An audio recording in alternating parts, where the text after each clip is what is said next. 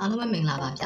ကျွန်တော်ရဲ့ Motor ဆိုတဲ့ channel လေးမှာတစ်ခါအားလုံးပြန်လည်ကြိုဆိုလိုက်ပါတယ်ကျွန်တော်ရဲ့ channel လေးကဆိုရင် lesson နဲ့ပတ်သက်တဲ့ booth time ပြနေပြီးတော့မိမိတို့အိမ်မှာလက်စင်သုံးနေတဲ့လက်စစ်ပစ္စည်းတွေကိုပြင်းပြီးစင်နေနဲ့ကျွန်တော်တို့တကယ်လက်တွေ့အသုံးဝင်မဲ့ training ချို့လေကျွန်တော်ပြောပြပေးနေတာဖြစ်ပါတယ်ဗျ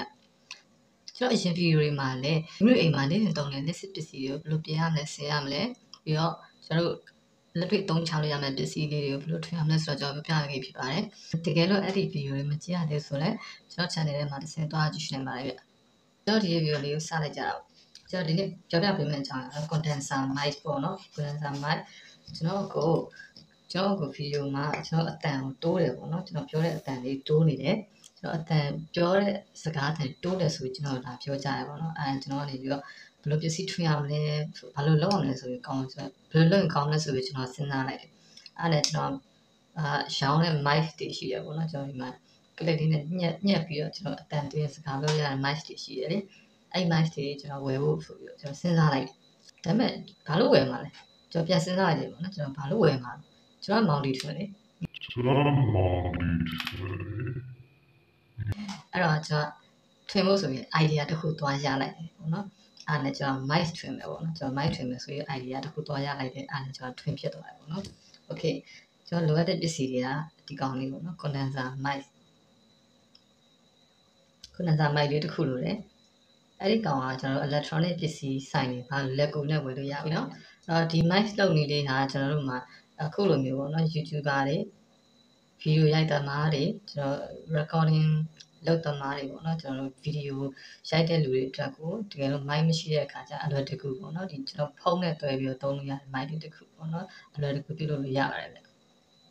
okay စိတ်ဝင်စားရင်တော့ကျွန်တော် video လေးကိုအဆုံးလေးလိုက်ကြည့်ရှုပေးပါနော်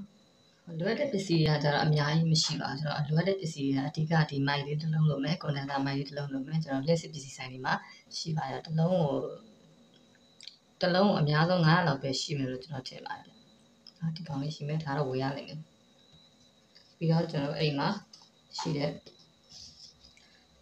လက်ချက်အပြတ်ပေါ့နော်လက်ချက်အပြတ်လေးတစ်ကြိုးလိုမယ်ပြီးတော့ဒီလိုပေါ့နော်မီဂျိုလေးတစ်ကြိုးပေါ့ကျွန်တော်ဒါတော့ဖုန်းအားသိမ်းကြိုးလေးကနေပြီးတော့မီဂျိုလေးနှစ်ကြိုးကိုထုတ်ပြီးတော့တုံးထားတာပေါ့နော်ပြီးတော့ဒီလိုညှက်ကလေးတစ်ခုပေါ့နော်ဒါကျွန်တော်အင်ကြီး condenser မှာညှက်လို့ရအောင်ညှက်ကလေးတစ်ခုလိုမယ်တကယ်လို့ဒါမရှိဘူးဆိုရင်ကျွန်တော်အင်ကြီးညှက်တဲ့ကလေးနဲ့အသုံးပြုလို့ရပါတယ်ပထမဆုံးဒီကောင်လေးကိုအရင်ဖြုတ်ကြည့်လိုက်ကြတာပေါ့နော်ကျွန်တော်ဒီရဲ့ဟာအရင်ဖြုတ်ပြလိုက်မယ်ဒီကောင်ကနှစ်ချက်ကြိုးအဟောင်း okay ဒီထဲမှာကျွန်တော်စကားပြောလို့ရတဲ့ mic လေးတစ်ခုပါတယ်ပေါ့နော်ဒီ mic လေးတစ်ခုပါတယ်ကျွန်တော်ဖုန်းလေးပါပြောတဲ့ခါကျရင်ဒီပူတီလေးနဲ့အထက်မှာ mic လေးတစ်ခုပါတယ်ပေါ့အဲ့ဒါကစကားပြောလို့ရတယ်အဲ့ကောင်ကျွန်တော်ဖွင့်ကြည့်လိုက်မယ်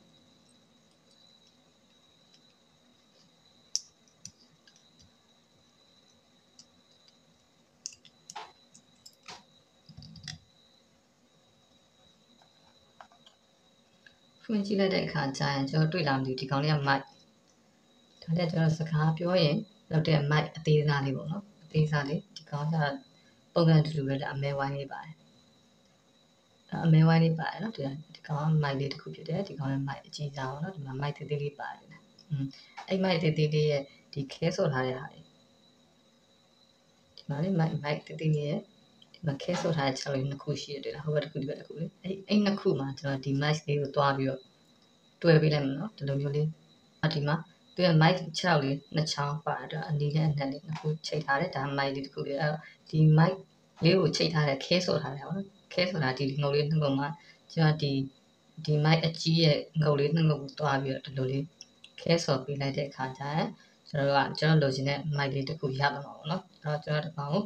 ဒီကောင်ရဲ့6မှာဒီကောင်6နှစ်ချောင်းမှာကျိုးနှစ်ခုကိုကျွန်တော်ခဲဆော့ပေးတယ်မယ်ဒီလိုလေးခဲဆော့ပေးတယ်မယ်ပြီးတော့ဒီဘက်ရဲ့ကျိုးနှစ်ကျိုးကြတော့ကျွန်တော်ဒီမှာသွားပြီးတော့မှဒီမှာတစ်ခါသွားပြီးကျွန်တော်ဒါကိုခဲဆော့ပေးလိုက်မယ်ပေါ့နော်အဲဒါဆိုရင်ကျွန်တော်အင်ကြီး collar မှာညှက်ပြီးတော့စကားပြောလို့ရမယ် mic တစ်ခုကျွန်တော်ရရှိမှာဖြစ်ပါတယ် okay အဲ့တော့ကျွန်တော်ဒီကောင်လေးကိုခဲဆော့လိုက်ကြတာ okay ကျွန်တော်ဒီမှာခဲဆော့လို့ပြီးသွားတယ်ပေါ့နော်ခဲဆော့လို့ပြီးသွားပြီကျွန်တော်ဒီကောင်ပို့ပြီးတေချအောင်လက်လေးနဲ့အသားလေးဆွဲကြည့်မယ်မပြုတ်တော့အောင် okay မပြုတ်တော့ဆိုရင်ကျွန်တော်ဒါခဲဆော့တာပြီးသွားပြီပေါ့နော်နောက်ပြီးတော့ဒီကောင်အမာခံရအောင်ဆိုပြီးတော့ဒီမှာပူခံကြိုးလေးထည့်ပေးထားတယ်ပေါ့နော်ပူခံကြိုးလေးထည့်ပေးထားတယ်ဒီကောင်မီးရှို့လိုက်မယ်ဆိုဒီကောင်မာသွားပါ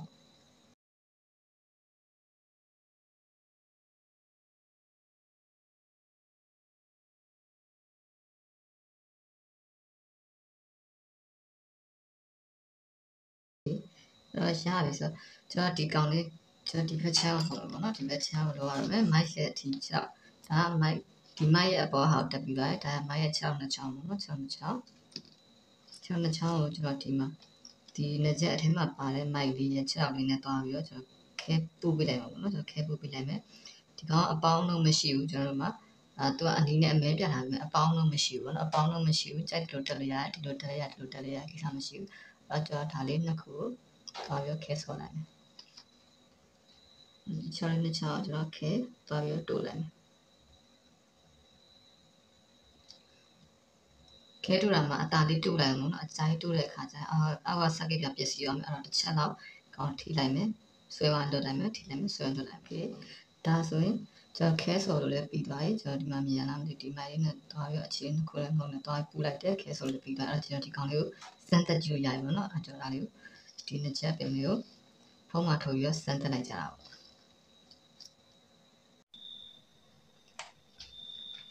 โอเคကျွန်တော်ဒီနေ့ဒီမှာလောက်တာဒါပြီးသွားပြီပေါ့နော်အဲ့ကျွန်တော်ဒီကောင်လေးကိုစမ်းကြည့်မယ်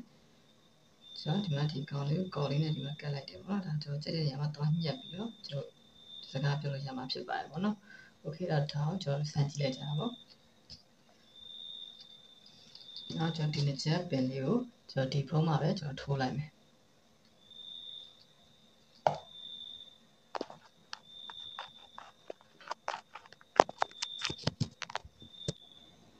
โอเคထိုးပြီးပါပြီ။ကျွန်တော်ကောင်လေးစမ်းကြည့်နော်။လက်လေးနဲ့အရင်ပုတ်ကြည့်လိုက်မယ်။လက်ပုတ်ကြည့်လိုက်မယ်။လက်လေးနဲ့မှုတ်ကြည့်မယ်။ကျွန်တော်ဒီနေ့ဗီဒီယိုလေးကတလောက်ပဲပေါ့နော်။ကျွန်တော်ဒီနေ့ဗီဒီယိုလေးမှာဆိုရင်ကိုယ်တိုင်အိမ်မှာမိုက်လေးတစ်ခုကိုလည်းတစ်ခုပြုလုပ်ရမယ်နည်းလည်းကျွန်တော်ပြပြပေးသွားတာဖြစ်ပါတယ်ဗျ။အားလုံးလည်းတဲ့သဘောကျမယ်လို့ကျွန်တော်မျှော်လင့်ပါတယ်။ကျွန်တော်ဗီဒီယိုကိုကြည့်ပြတဲ့လူလည်းအားလုံးကျေးဇူးများတင်ပါတယ်ဗျ။ကျွန်တော်ခုကိုဗစ်ဒီစတုဒ္ဒလိုင်းဒီစမလိုင်းလည်းလာတော့မှာဖြစ်တဲ့အတွက်အားလုံးကျန်းမာရေးပြုဆိုင်ကြပါလို့နောက်ထပ်ဗီဒီယိုမှာလည်းစိတ်ဝင်စားစရာကောင်းတဲ့ training ပြင်နေတဲ့အသစ်တွေကိုကျွန်တော်တင်ပေးနေမှာဖြစ်တဲ့အတွက်ကျွန်တော် channel လေးကို subscribe လုပ်ထားပြီးတော့စောင့်မျှော်ကြည့်ပေးကြပါဦးဗျ။အားလုံးကျွန်တော်နောက်ထပ်ဗီဒီယိုတင်မှာကျွန်တော်ပြန်တွေ့ကြတာပါဗျ။ Bye bye